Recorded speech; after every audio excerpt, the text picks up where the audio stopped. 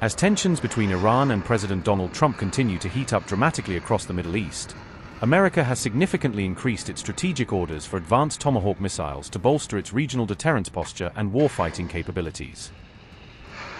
Raytheon, the leading defense contractor, announced plans to dramatically ramp up production of its cutting-edge Tomahawk Block V cruise missiles from a previous rate of 131 units annually to an impressive 350 missiles per year to meet surging demand. This substantial new order also encompasses a wide array of related support equipment, training systems, and integration packages specifically tailored for the U.S. Navy, U.S. Army, and deliveries to two undisclosed foreign military customers around the globe. Given the vast difference in unit pricing between domestic procurement contracts and lucrative foreign military sales agreements, defense analysts expect that most of these newly ordered Tomahawk missiles will ultimately be destined for export to key allied nations. Back in June 2025, when President Trump directly entered the escalating Israel-Iran war through decisive U.S. intervention, American forces expended approximately 30 Tomahawk land attack cruise missiles in precision strikes against high-value targets throughout Tehran. These formidable weapons were first combat-tested during Operation Desert Storm in the 1991 Gulf War, where they proved their unmatched accuracy by flying low and evading enemy radar defenses over hostile territory. Tomahawk missiles qualify as intermediate-range, subsonic cruise missiles boasting an impressive operational range spanning from 800 nautical miles up to a maximum of 1,500 miles depending on mission profile and payload configuration. When fired from naval surface ships or submarines at sea, these missiles deliberately hug terrain contours at extremely low altitudes to penetrate deep into enemy airspace while minimizing detection by ground-based air defense radars. Each Tomahawk is ingeniously designed to follow a highly sophisticated, non-linear flight path programmed with waypoints and terrain-following algorithms, making them extraordinarily difficult for adversaries to intercept or shoot down effectively. These precision-guided munitions reportedly cost approximately $2 million each and measure a sleek 18.3 feet in length, optimized for launch from standard vertical launch systems aboard U.S. warships. Tomahawks are engineered to carry either devastating 1,000-pound conventional high-explosive warhead or versatile cluster munitions packages tailored for area suppression against troop concentrations or soft targets. Advanced Block V variants can even loiter persistently over designated target area, dynamically updating their flight plans to strike newly emerging high-priority targets identified during the mission execution phase. This missile production surge announcement arrives precisely as President Trump and top Iranian officials have exchanged increasingly bellicose public threats this week, coinciding with widespread protests erupting across multiple cities in Tehran. Widening economic protests fueled by inflation, shortages, and regime mismanagement have rapidly swept across various parts of the Islamic Republic, prompting a sharp and opportunistic reaction from U.S. leadership watching closely. Trump took to Truth Social to issue a stark warning, declaring that if Iranian security forces attack or crack down violently on these protesters, the United States stands ready to intervene directly and come to their immediate rescue.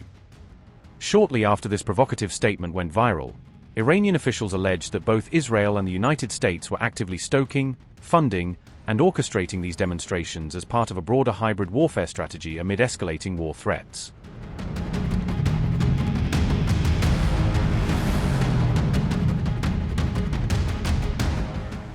As this dangerous threat environment steadily builds toward potential flashpoints, Iran is methodically and slowly ramping up its domestic weapons production lines in preparation for the possibility of another devastating regional war.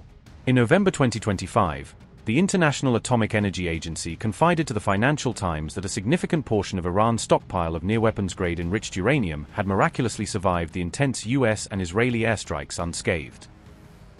An in-depth report from the International Crisis Group told the New York Times that Iran's sprawling underground missile factories across the country are now operating around the clock on 3 shifts to replenish ballistic missile inventories rapidly. During the ferocious 12-day war earlier this year, Iran unleashed a staggering barrage of approximately 530 to 550 ballistic missiles hurtling toward population centers and military bases throughout Israeli territory in retaliation. Israel, supported by US air and missile defense assets, managed to intercept and neutralize nearly 85 to 90% of all incoming Iranian missiles through multi-layered systems working in seamless coordination. However, nearly 48 Iranian ballistic missiles tragically penetrated these defenses and struck deep inside Israeli territory, killing at least 28 innocent civilians while causing widespread property damage and psychological terror. Amid these soaring tensions, Iran's foreign minister boasted publicly about Tehran dramatically superspeeding its missile research, development, and production capabilities to unprecedented levels post-conflict. Abbas Araghchi said, and I quote, "Our missile power today far surpasses that of the 12-day war.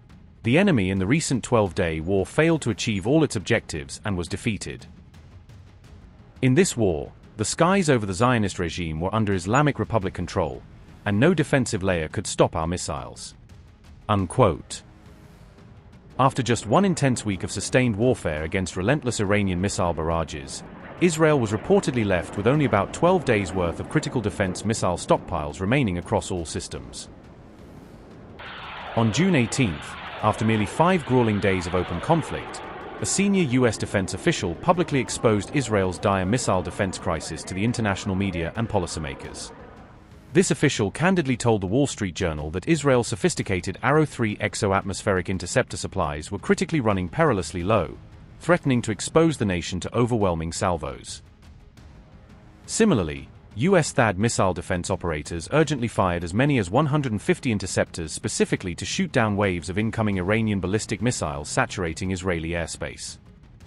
This massive expenditure shockingly accounted for roughly 1/4 of all THAAD interceptors the Pentagon had ever procured and stockpiled for national defense contingencies up to that point.